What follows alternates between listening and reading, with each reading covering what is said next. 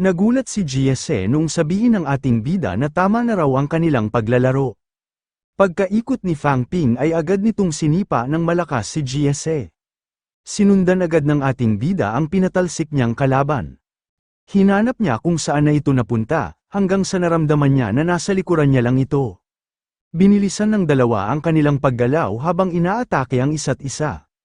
Tumalon si GSE sa isang mataas na pader para dumistansya sa ating bida. Tumalon din si Fang Ping para atakihin si GSE sa kinatatayuan nito.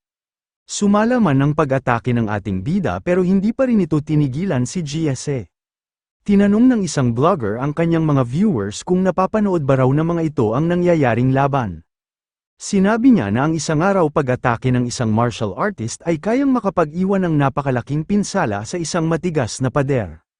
Ang dalawang martial artist nga raw na naglalaban ngayon ay halos nasa 20 taong gulang pa lang, at parehas nga raw ang mga itong mga prodigies sa pagiging isang rank 3 sa ganoong edad.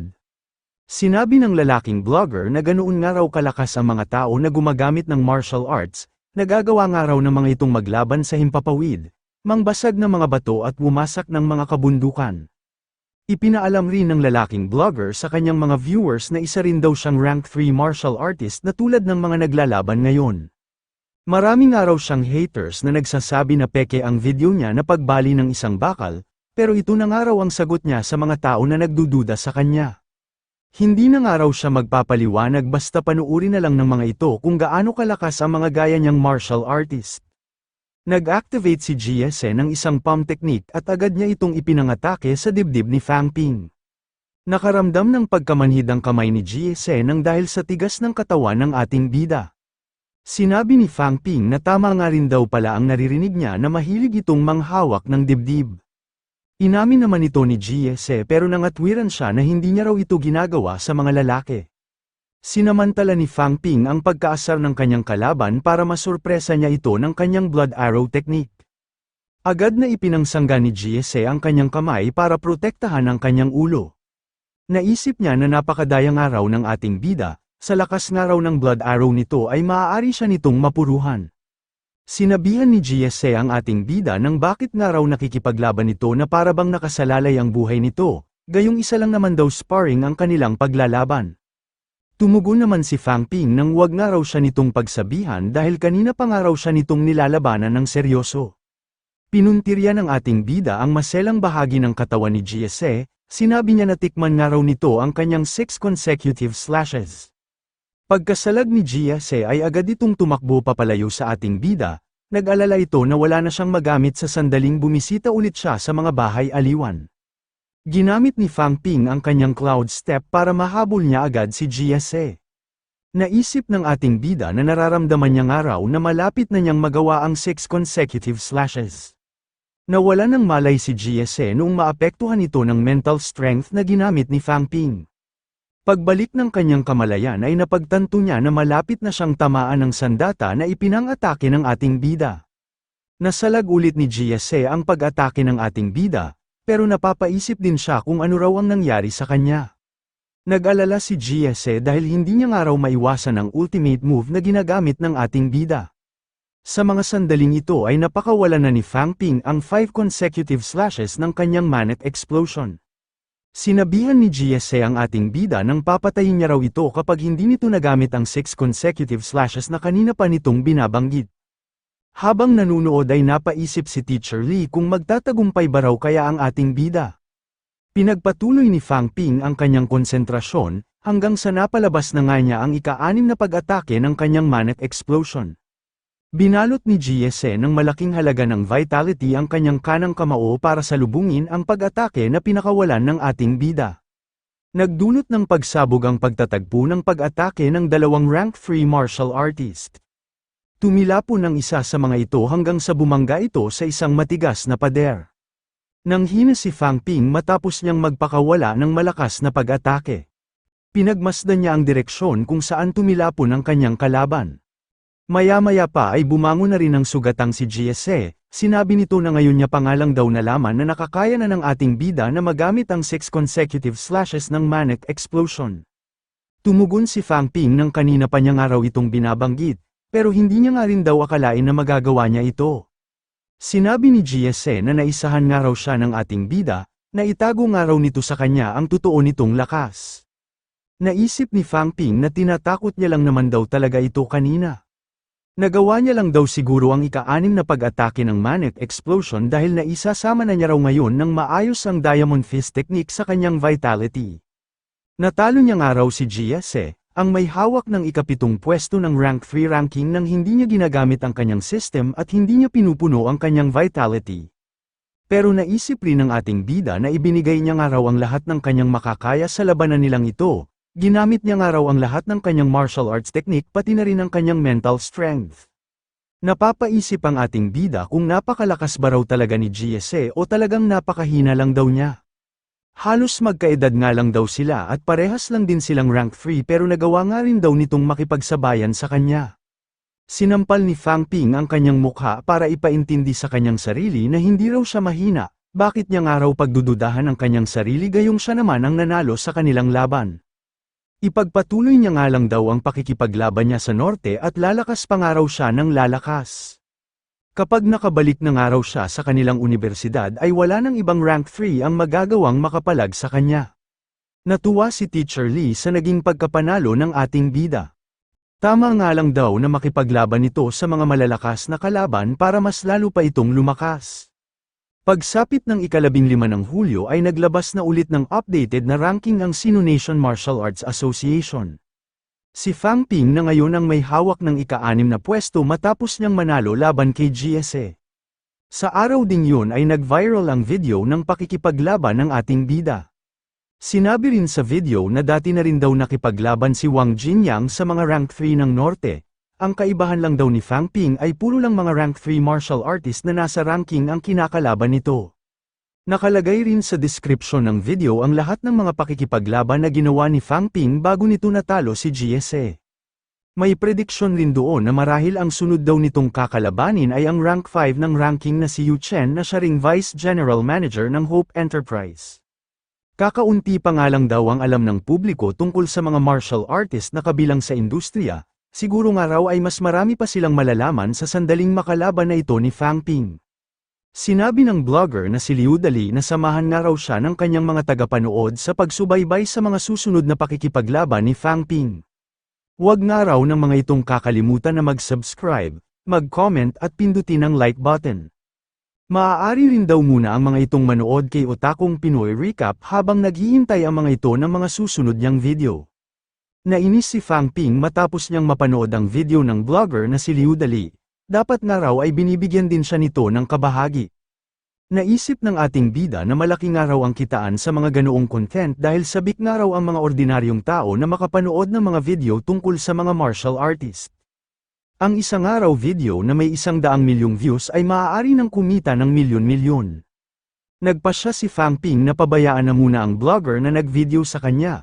Kapag kumita na nga raw ito ng malaki ay sa kanya nga raw ito hahanapin para singilin. Bumili si Fang Ping ng makakain sa isang malapit na convenience store. Habang naglalakad siya pauwi ay mayroon siyang napansin. Huminto sa paglalakad ang ating bida at sinabihan ang tao na nakasunod sa kanya nang lumabas na raw ito. Nagbanta rin siya nang huwag nga raw siya nitong sisisihin sa maaari niyang magawa kapag nagtangka itong tumakas. Nainis ang nagtatagong si Liu Dali dahil nadiskubre ni Fang Ping ang kanyang ginagawang pagsunod. Lumabas na si Liu Dali sa kanyang pinagtataguan at agad na kinamusta ang ating bida. Isinama ni Fang Ping si Liu Dali sa isang eskinita na hindi masyadong dinadaanan ng mga tao. Sinabi ni Fang Ping na ito nga raw pala ang blogger na nag-upload ng video ng pakikipaglaban niya kay GSE. Sinundan nga raw siya nito at kinuhanan ng palihim. Pinagkakitaan nga raw siya nito nang hindi niya nalalaman.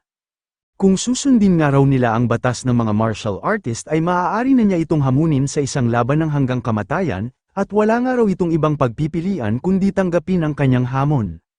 Naisip ni Liu Dali na punong-puno nga raw ng galit ang mga mata ng ating bida, madali nga lang daw siya nitong mapapatay kung gugustuhin nito. Nakiusap si Liu Dali sa ating bida kung maaari ba raw nila itong pag-usapan.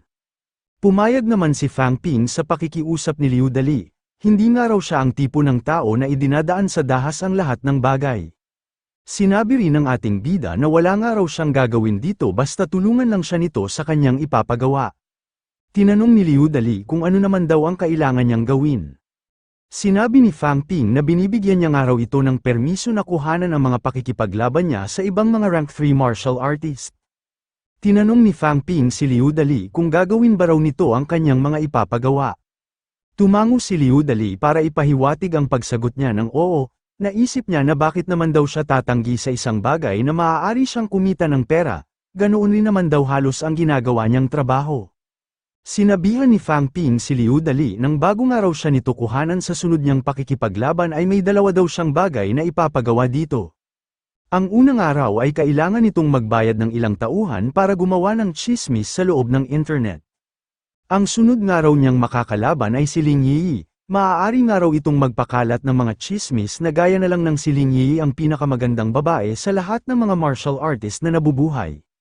Gumawa nga raw ang mga ito ng chismis na tulad na lang ng balak nga raw ipaghiganti ni Ling Yi si Hanshu sa naging pagkatalo nito. Maaari nga raw ng mga itong palabasin na mayroong lihim na pag-iibigan sa pagitan ng dalawa. Sinabi ni Fang Ping na ang sunod naman daw na kailangang gawin ni Liu Dali ay ang tumawag ng mga tao na namamahala sa ilang tourist spots. Ipagkalat nga raw nito kung gaano siya katanyag at kung gaano kalaki ang maitutulong niya sa pagpo-promote ng iba't ibang lugar. Kapag binigyan nga raw siya ng mga ito ng sponsorship ay sisiguraduhin niya na doon siya makikipaglaban sa ibibigay ng mga itong lugar. Napaisip si Liu Dali kung ganoon ba raw talaga kadesperado ang ating bida na kumita ng pera, pakiramdam niya nga raw ay yayaman siya agad kapag sinunod niya ang mga ipinapagawa nito. Tinanong ni Liu Dali kung paano na nga lang daw kapag pinahanap siya ni Ling Yi sa mga chismis na kanyang ipapakalat. Sinabi ni Fang Ping na bakit naman daw ito ipapahanap ni Ling Yi. Bakit naman daw nito pag-aaksayahan ng panahon ang mga ganoong klase ng balita? Nakumbinsi naman si Liu Dali sa mga sinabi ng ating bida.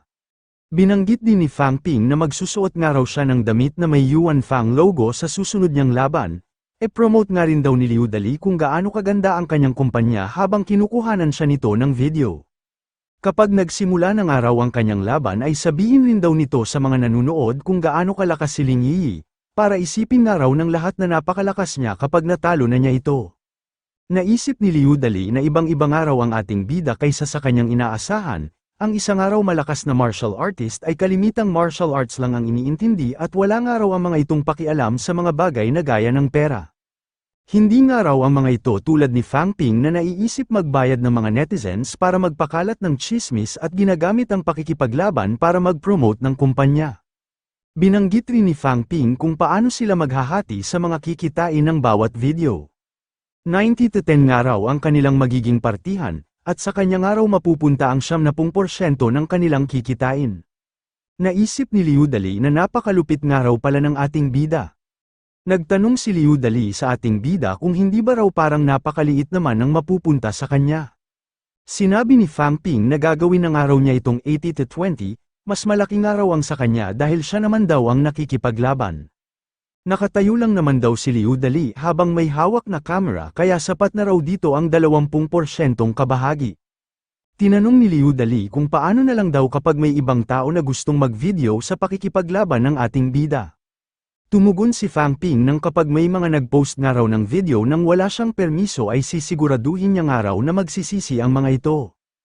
Umalis na si Fang Ping matapos niyang masabi ang lahat ng mga ipapagawa niya kay Liu Dali. Napaisip si Liu Dali kung ano nga raw itong sitwasyon na kanyang napasok, bakit nga raw bigla na lang siyang naging tauhan ng ating bida. Tinawagan si Fang Ping ng iba't ibang tourist agencies noong lumabas na ang balita ng sunod niyang pakikipaglaban. Nakatanggap siya ng 5 million yuan para makipaglaban sa North River Resort. Hindi man ito ganoong kalaki pero tinanggap na niya rin ito dahil mas kailangan niyang magkaroon ng exposure sa mata ng publiko.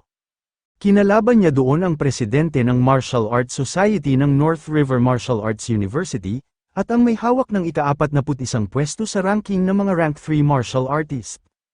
Higit na mas malakas siya dito pero kinailangan niyang pahabain ang kanilang laban para may mapanood ang mga tao. Pinatagal niya ng 5 minuto ang kanilang paglalaban para mas maraming masabi si Liu Dali habang kinukuhanan siya nito ng video. Bukod sa kasikatan ni Fang Ping ay bihasa rin si Liu Dali sa pagkuha at pag-e-edit ng video kaya nag-viral ulit ang sunod nilang ipinost. Maraming tao ang sumubaybay sa pakikipaglaban ni Fang Ping, gusto rin ng mga itong malaman kung magtatagumpay ba si Fang Ping na makuha ang ikaunang pwesto sa ranking ng mga rank-3 martial artist.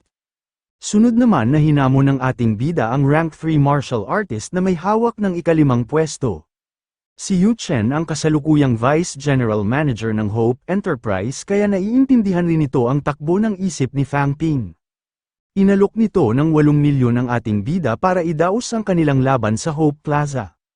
Pagsapit ng ika-19 ng Hulyo ay napuno ang lahat ng mga kwarto ng Hope International Hotel nang dahil sa mga tao na nag-abang sa magaganap na laban. Mayroon mang business deal sa pagitan ni Fang Ping at Yu Chen. Pero ibinigay ng mga ito ang lahat ng kanilang makakaya dahil parehas nilang gustong palakasin ang mga taglay nilang aura. Parehas na nagtamo ng malaking pinsala ang dalawa noong matapos na ang laban, nanalo lang ang ating bida dahil higit na mas malakas ang pangangatawan niya kumpara sa katawan ni Yu Chen. Habang nagpapahinga si Fang Ping ay nakatanggap ito ng sermon mula sa kanyang bisita. Sinabihan ni Teacher Lee ang ating bida ng isang araw itong elite martial artist pero puno na nga lang daw pera ang laman ng utak nito. Tinanong ni Teacher Lee ang ating bida kung naroon ba raw ito para mapalakas ang taglay nitong aura o kung nagpapayaman lang ba raw ito. Nangatwiran si Fang Ping nang kailangan niya nga raw ng malaking halaga ng pera para mapabilis ang kanyang pagpapalakas. Ibinuhos niya naman daw sa kanyang mga pakikipaglaban ang lahat ng kanyang makakaya. Kumikita man daw siya ng pera pero naipapanalo niya rin naman daw ang lahat ng kanyang laban. Sinabi ni Teacher Lee na totoo nga raw ang mga binanggit ng ating bida pero wag nga raw itong makakampante, kailangan nga raw nitong ibuhos ang lahat sa pakikipaglaban nito kay Ling Yi. Wag nga raw sana nitong iisipin na madali lang nitong matatalo ang lahat ng mga makakalaban nito. Binanggit ni Teacher Lee na nakapatay na nga raw noon ng isang advanced rank 4 catacombs martial artist si Ling Yi kaya ibig sabihin nga raw noon ay nasa sukdulan na ng rank nito ang mga taglay nitong kakayahan.